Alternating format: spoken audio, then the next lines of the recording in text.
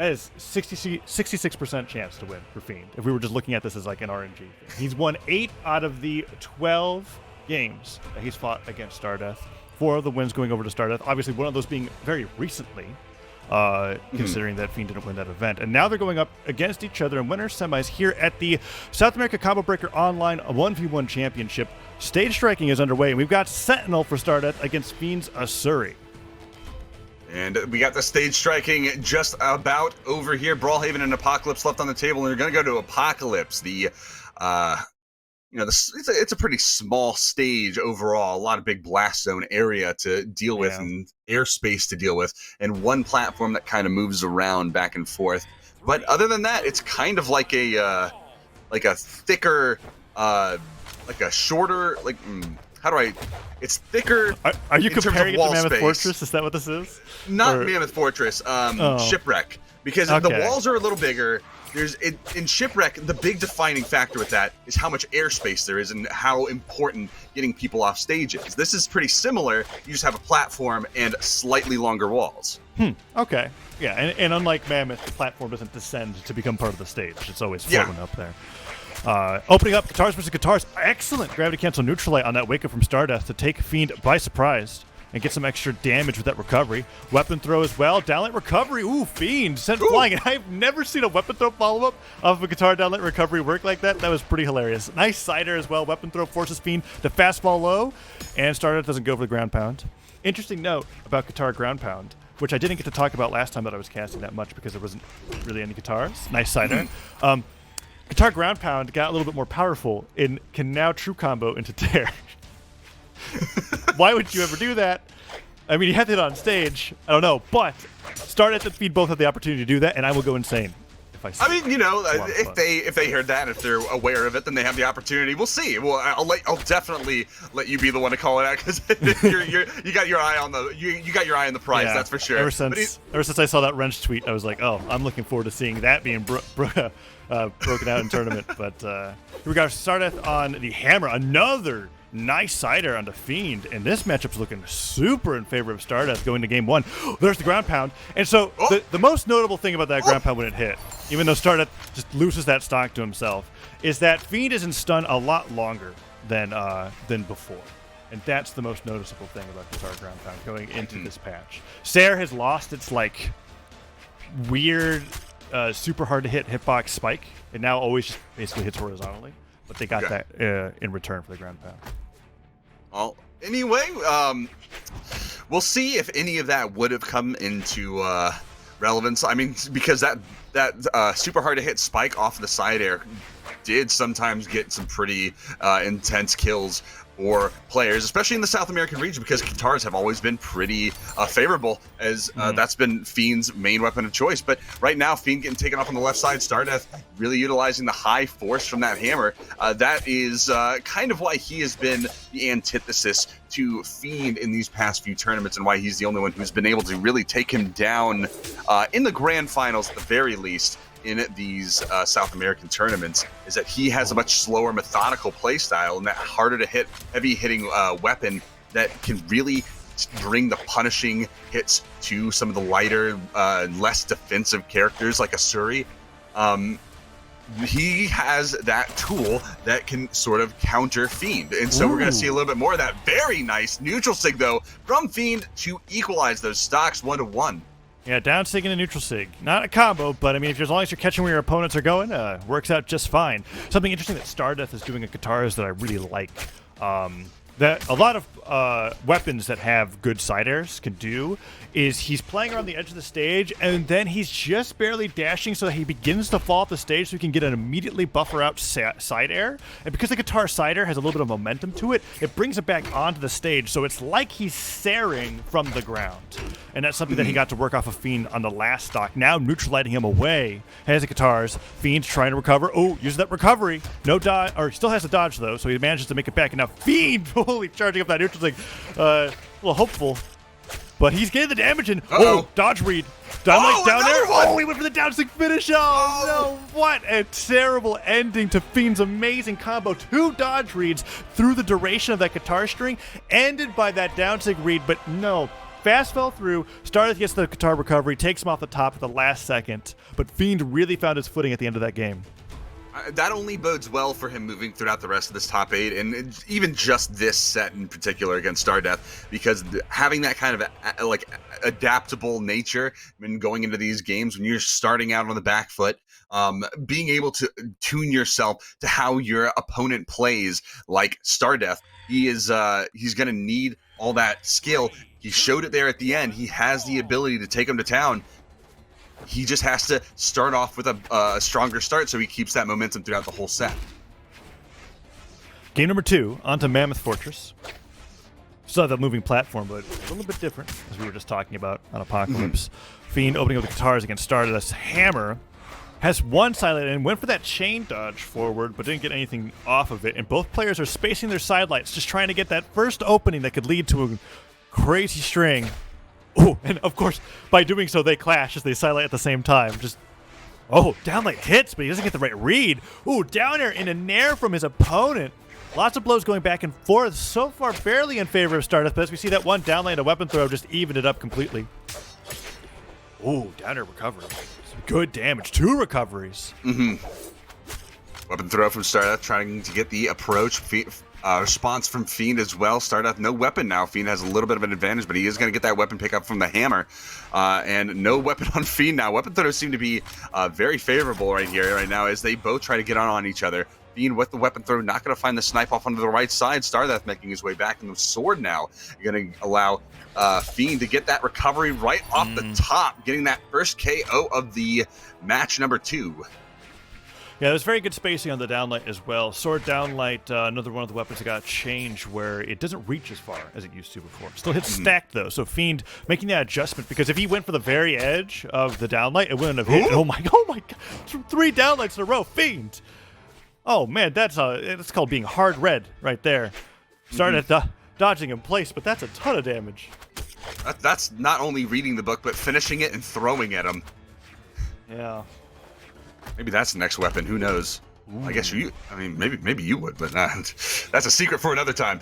Start out with a ground pound, trying to prevent the edge, prevent Fiend from returning. Side air, though, as the punish for the neutral sig, is going to allow Fiend to get a little bit more damage and disruption onto Stardeath in this third stock. And look at all this bonus damage that Fiend has accrued over this first stock, almost getting Stardeath into the red already.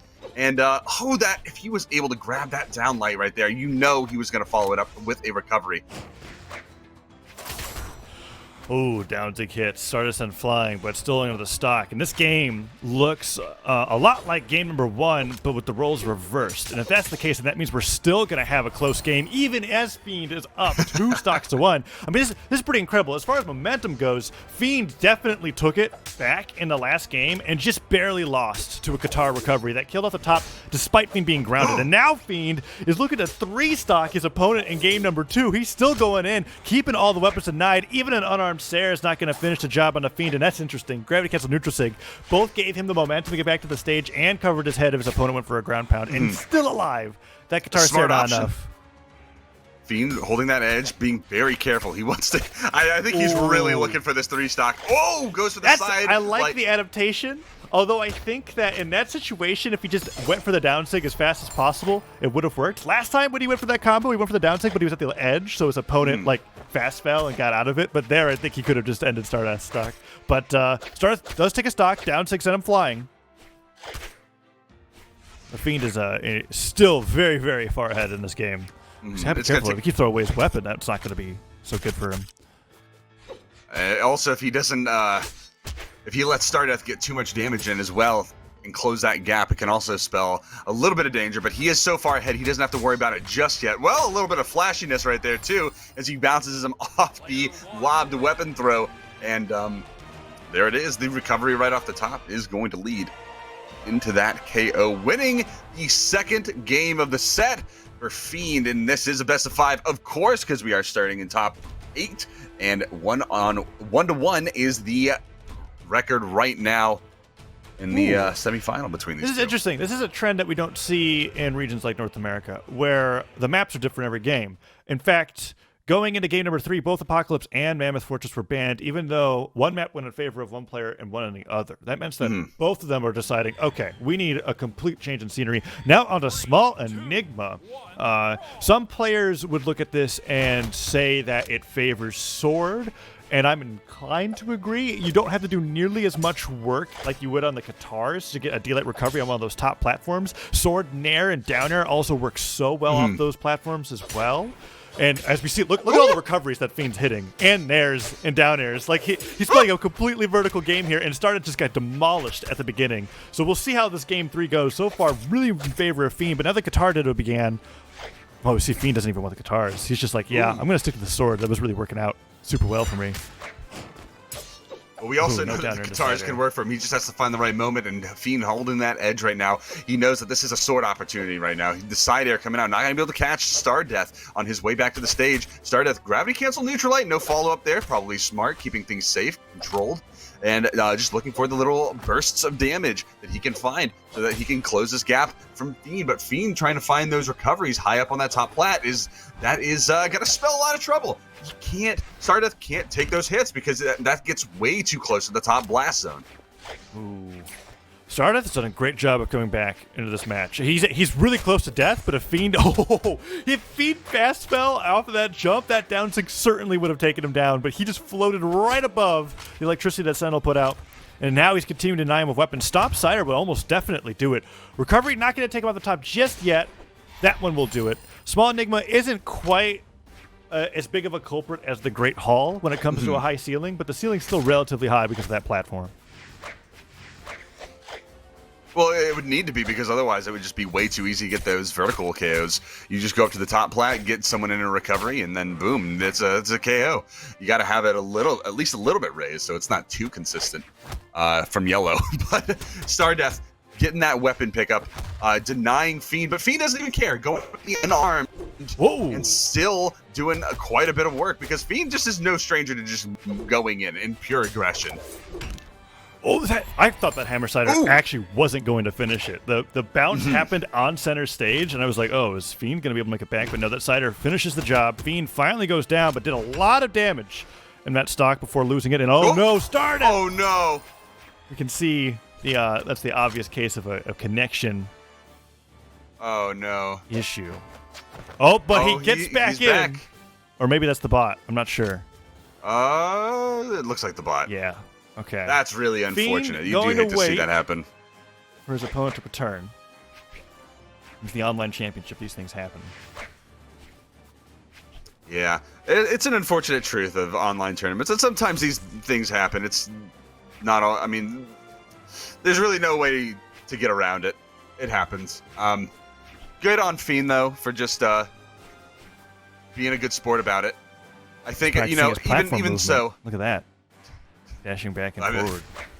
Oh, wait, no, that's actually just the bot being incredible right there. Stardeath bot with the recovery. Oh, looking for the neutral light, going over to the left side. Fiend playing a footsie game, just trying to play a little bit of avoidance. Stardeath with the chase down, going to the top plat. No, trying to read the top plat, trying to read the high move with the down air coming out. Oh, very close to touching onto Fiend, but Fiend doing a phenomenal job at avoiding these attacks. Stardeath bot going over to the ledge, on the right side, playing a little bit carefully. I'm having a lot of fun right now. Oh no! Interesting. Interesting. Okay. Well, so that's we a little unfortunate, but going to take a moment to switch over some different servers, and we'll be right back into the action. Oh yeah. Give us a moment. Yeah. Sometimes these things happen, but what we can definitely talk about is how that match was going down and how the set was really going down before. Oh, okay. Hold on. We'll be right back in the match. Go ahead, Frank. What were you saying? What was happening? Sorry, a little message from the production team.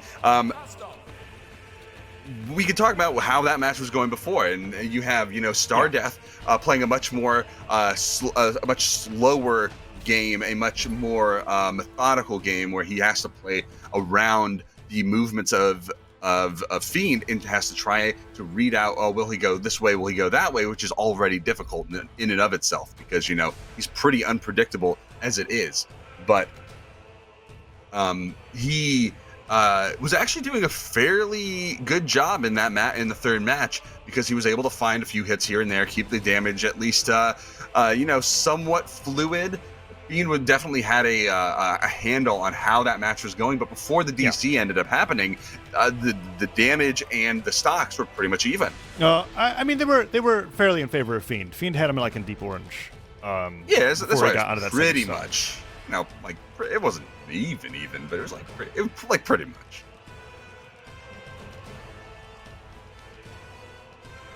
So it does look like we will be rerunning that last set from how many stocks that they had. So that would be at 2 to 2 stocks. So that is also from the damage threshold as well, which was Fiend in white and Stardeath in red. So that is where it is going to be run off there. So that doesn't count as a loss for anybody. It's just going to be run back from that point, as if there was like a save state in the game that we're just going to reset real quick.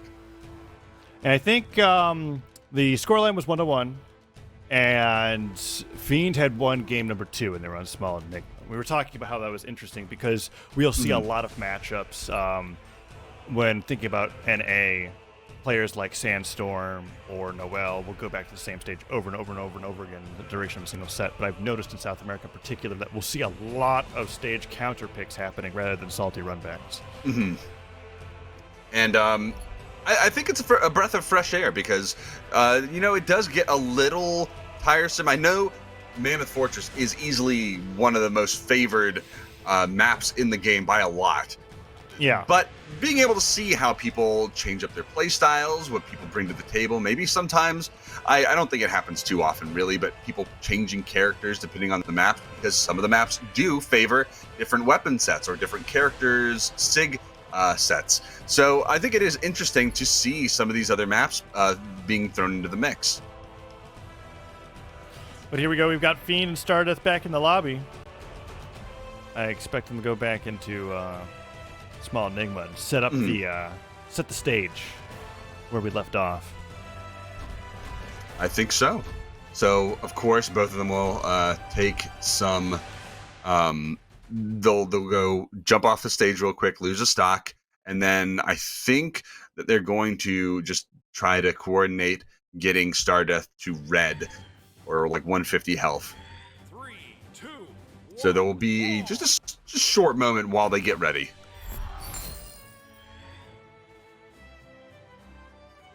There we go. Let's see.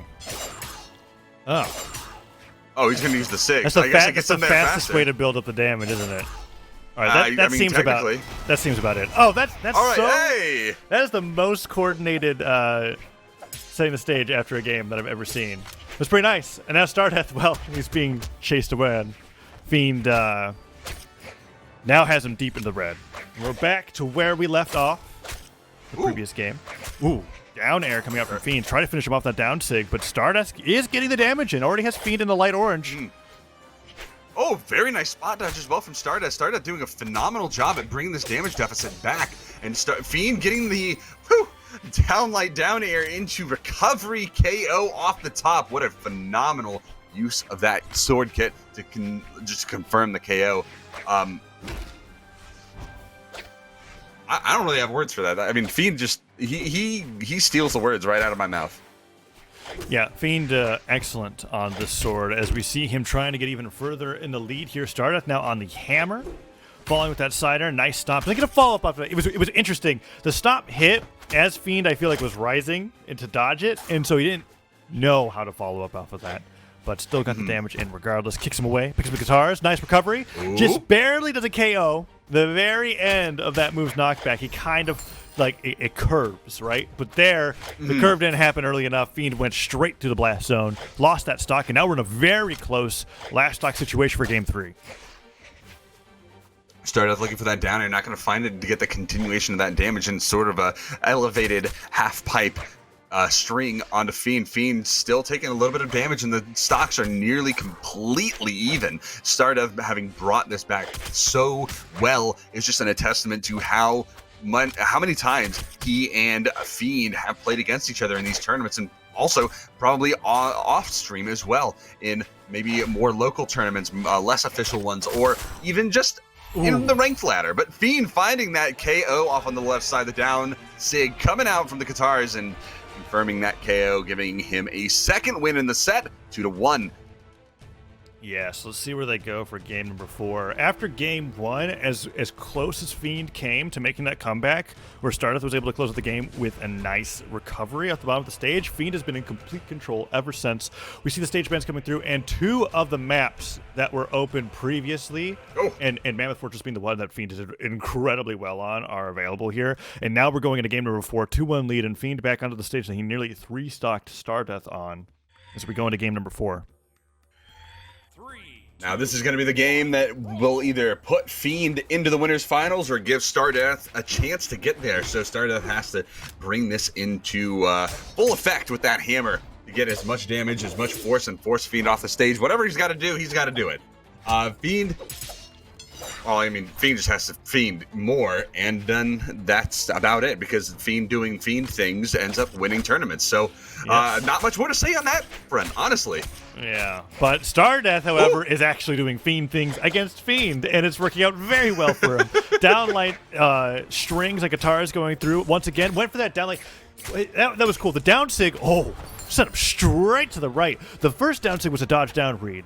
And I like that a lot, because off of guitar down air, sometimes you want to downlight afterwards or whatever. And he went for the down sig instead, hoping that Fiend was going to dodge down or fast fall out of that combo. Second down sig did connect, and now Stardeath has a nice lead on Mammoth Fortress.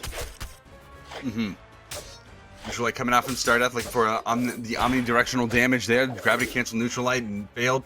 Down air is going to allow Fiend to get that reversal. Oh, and there it is again. That combo, that string coming out one more time. Stardeath taking that I can't really call it a fall, a rise, I guess. Fiend taking the KO one way or the other. That to equalize those stocks, as Stardeath did start with the advantage in this game. Yeah. Fiend has been doing a great job with sword recovery in neutral. Stardeath's been doing a lot of double jump approaches, trying to hit him with the hammer down air or a weapon throw, and Fiend on the sword is just doing a quick full jump into sword recovery to catch him while he's above him, and getting the nairs when he's on the platforms. Dedicated really hard to that recovery. Yeah. Stardeath making his way back to the stage in the meantime. That gave him so much time to get back and set up on the stage. Now if Fiend hits one of those straight Fiend. recoveries, it would just be the stock. He lost the sword, though, so he picks up the guitars. Recovery a little bit harder to hit on that weapon. Swords picked back up. Oh, downlight, Stardeath. Trying to get a little bit more damage, but Fiend is in a prime position there. You see him already trying to go for those pickup recoveries off the ground. This is falling side air, last hit, strong hit, sends him off to the right, and Fiend goes for the recovery, and unarmed will do it. Wow. I wasn't sure if that one was going to hit KO before it connected, but sure enough. Stardeath, one more stock left. Stardeath, having slowed down quite a bit, has actually ceded a lot of damage to Fiend, and this has allowed him to get a little bit of that lead back from Stardeath, who started out with that lead in the beginning. Fiend now making his approach, trying to get the neutral light startup in on to Stardeath. The side air coming in, that's going to connect on a Fiend, and that's going to give him a little bit of time, but he's going to have to back off because he threw that weapon hoping to snipe him off into a KO, but losing that weapon, he couldn't hold it, and he made the right decision there by going for those guitars, because that recovery allowed him to secure that KO and equalize those stocks even further. And now it is one stock to one stock. Stardeath has this opportunity to stay up in the upper bracket, because otherwise the only other option is Fiend wins and goes into the winners finals. Ooh, and Fiend getting a nice downline to recovery. A string, downlight. Oh, double downlight downer, weapon throw. Trying to end him with that ground pound, but the weapon throw didn't connect, so he goes back onto the stage and just takes the damage that he got off of that. But man, Fiend with these drift back side airs went for that down sick finisher. Ooh. Fiend could hit so many things here. Stardeath is just, he knows he has to get the damage, and he has to get something started. He can't play safe. Fiend would just be able to get enough chip damage to where anything is going to be able to KO. Gotta be careful about that. I don't know if I like the down sig there, but Fiend sends him away anyways. Stardeath getting a little bit more damage, but the ground pound does it, and Fiend takes it 3-1 over Stardeath and moves on to the winners finals. as Fiend does. I mean, I think the last time that we saw, or at least the last one that the last thing that comes to mind at the very least was the Winter Championships, where Fiend actually lost to, I believe, Stardeath in the winners finals, or was that DB? Actually, it might have been DB. And then he ended up having to face off against Stardeath in the lower bracket in the losers finals. That's right. But this time around, just showing a much more dominant position and moving into that winners finals directly.